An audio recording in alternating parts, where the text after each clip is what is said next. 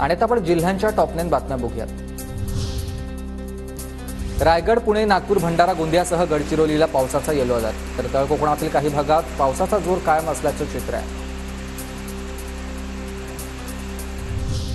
बीडच्या परळी तालुक्यात सरासरी 69% पावसाची नोंद। 8 गावांना पाणी पुरवठा करणाऱ्या वान प्रकल्पात मध्यम प्रकल्पात ओव्हरफ्लो झालेला आहे, तर गावांचा पाण्याचा प्रश्न मिटला आहे। भुसावळमधील हतनूर धरणाचे 8 दरवाजे उघडलेत। हतनूर धरणामधून आता 35,000 क्युसेक तापी नदीत पाण्याचा विसर्ग। छत्रपती संभाजीनगर शहरातील पाणी पुरवठा बंद। जायकवाडीमध्ये मोठे लिकेज निर्माण झाल्यानं पाणी पुरवठा विस्कळीत।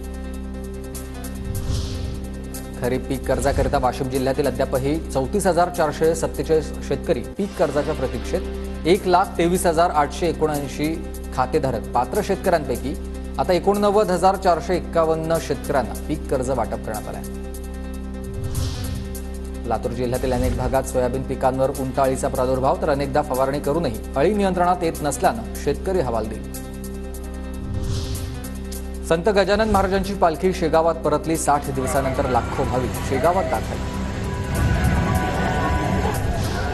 पालघर जिल्ह्यातील वाढवण बंदर समृद्धी महामार्गाला जोडण्याचा प्रस्ताव। इगतपुरी ते चारोटी असा 90 किलोमीटरचा महामार्ग MSRDC बांधणार आहे, तर चारोटीपासून वाढवण बंदरापर्यंतचा 35 किलोमीटरचा रस्ता हा राष्ट्रीय महामार्ग बांधेल। नकली नोटा छापणाऱ्या टोळीला वाशिममधून मंगळूर पीर पोलिसांकडून अटक। नकली नोटा छापण्याच्या साहित्यासह पोलिसांनी जप्त केला 1,78,950 रुपयांचा मुद्देमाल।